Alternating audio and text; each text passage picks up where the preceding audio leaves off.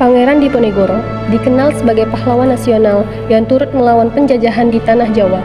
Beliau adalah putra dari Sri Sultan Hamengkubuwono III, memiliki nama asli Raden Mas Otowiryo, lahir pada 11 November 1785 di Yogyakarta. Sosok Pangeran Diponegoro dikenal secara luas karena memimpin Perang Diponegoro atau disebut sebagai Perang Jawa karena terjadi tanah Jawa.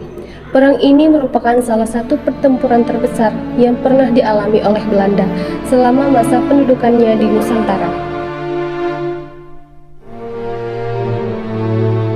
Pada tahun 1825, konflik memuncak.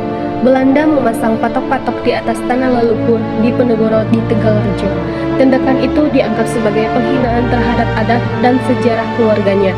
Maka meletuslah Perang Jawa atau yang dikenal sebagai Perang Diponegoro berlangsung selama 5 tahun, dari 1825 hingga 1830. Di bawah kepemimpinannya, rakyat dari berbagai latar belakang, petani, ulama, bangsawan bersatu melawan Belanda. Taktik gerilya menjadi andalan, menyerang mendadak dan menghilang di balik hutan atau medan pegunungan. Belanda kewalahan, hingga lebih dari 23.000 serdadu dikerahkan. Pertempuran demi pertempuran terus berkobar di puluhan titik di Jawa. Namun, kekuatan besar Belanda dan taktik politik adu domba lambat laun melemahkan pasukan Diponegoro. Akhirnya, pada tanggal 28 Maret 1830, Jenderal de Kock berhasil memimpin pasukan Diponegoro di Magelang. Di sana, Pangeran Diponegoro menyatakan bersedia menyerahkan diri dengan syarat sisa anggota laskarnya dilepaskan. Pangeran Diponegoro ditangkap secara licik saat hendak berunding di Magelang. Ia diasingkan ke Manado, lalu ke Makassar. Di sanalah sang pahlawan menghembus napas terakhir pada 8 Januari 1855 di Benteng Rotterdam.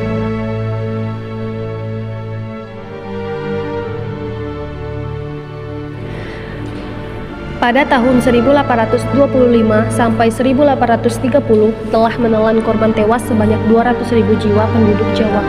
Sementara korban tewas di pihak Belanda berjumlah 8.000 jiwa dan 7.000 serdadu pribumi.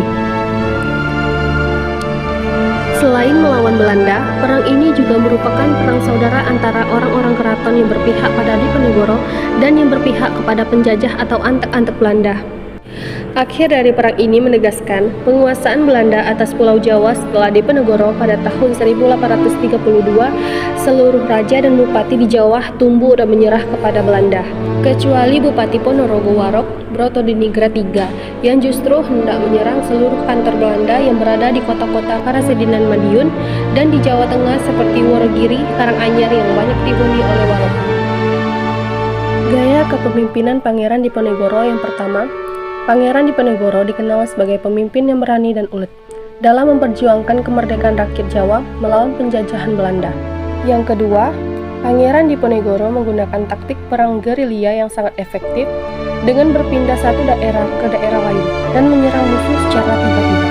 Ketiga, Pangeran Diponegoro dikenal sebagai sosok yang religius dan jujur serta tidak mengejar tahta atau kekuasaan. Keempat, Pangeran Diponegoro berhasil meyakinkan rakyat untuk bersama-sama melawan kekuasaan kolonial dan memukul mundur pendudukan Belanda.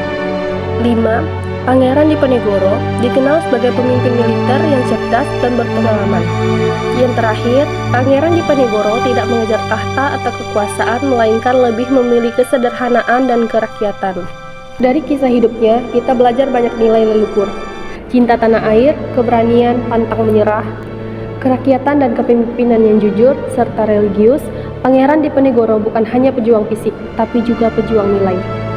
Mari kita kenang dan teruskan semangat Diponegoro karena perjuangan belum selesai. Tugas kita adalah menjaga kemerdekaan ini dengan karya, ilmu, dan semangat juang yang sama.